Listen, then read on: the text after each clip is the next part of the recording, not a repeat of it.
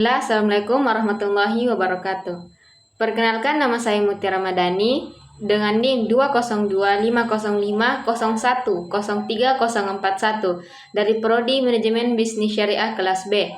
Di sini saya akan melafazkan Quran surah Al-Fatihah dengan salah satu surah pilihan saya. A'udzu billahi minasyaitonir rajim. Bismillahirrahmanirrahim. Alhamdulillahi rabbil alamin. Arrahmanirrahim.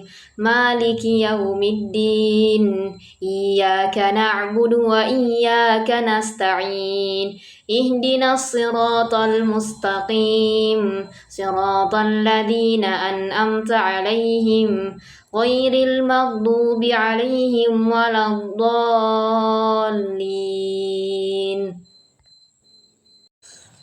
Bismillahirrahmanirrahim. Kaf ha ya ain sad.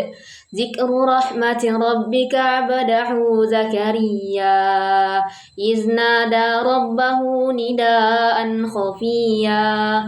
Qala rabbi inni wahanal 'azmu minni washta'ala ar-ra'su shayban wa lam akum bidu'aika rabbi shaqiyya. Wa inni khiftul mawaliya min wara'i wa kanat imra'ati 'aqiran fahab li min ladunka waliya yarithuni wa yarithu min ali ya'qub waj'alhu rabbi radiya. Ya Zakariya, inna nubashshiruka bighulamin ismuhu Yahya lam naj'al lahu min qablu samiyya. Qala rabbi anna yakunu li ghulamun wa kanat imra'ati 'aqiran wa qad balagtu minal kibari 'itiyya. Qala kadzalik qala rabbuka huwa 'alayya hayyin wa qad khalaqtuka min qablu wa lam taku syai'a. Qala rabbi ij'al li ayah. Qala ayatuka alla tukalliman nasa thalatha layalin samiyya. فخرج على قومه من المحراب فأوحى إليهم أن سبحوا بكرة وعشيا.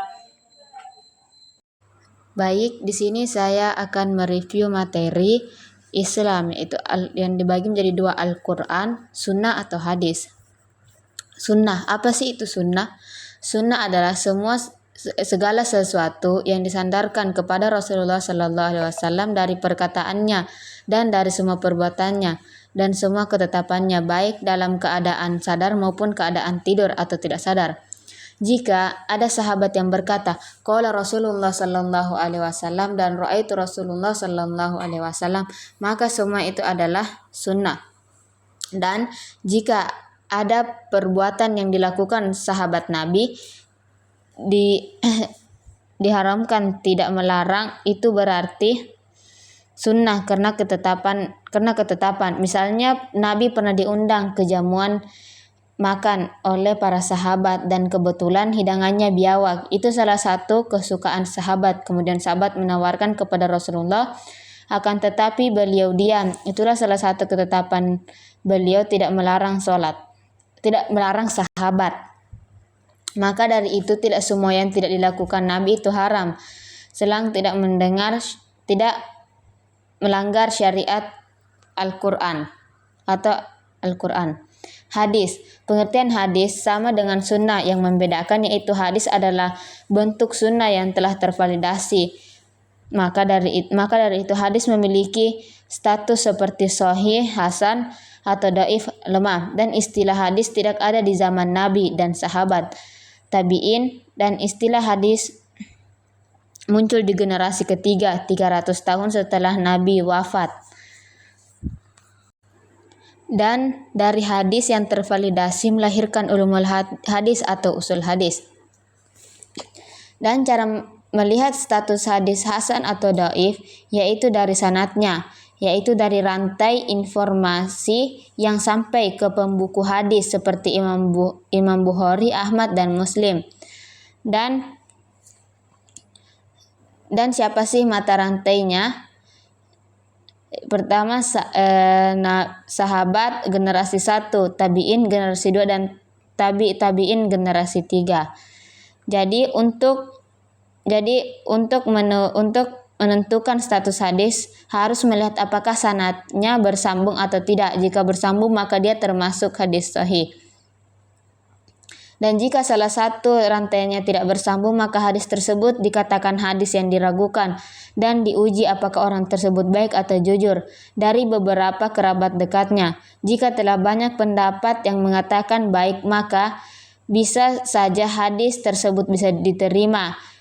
Ini sistem dahulu. Untuk sistem zaman sekarang yaitu selain melihat sanadnya juga melihat redaksi hadisnya dengan cara apakah redaksi tersebut sesuai dengan Al-Quran atau tidak. Maka dari itu hadis berfungsi sebagai al-mubayyin, penjelas atau menjelaskan ayat-ayat Al-Quran yang bersifat global.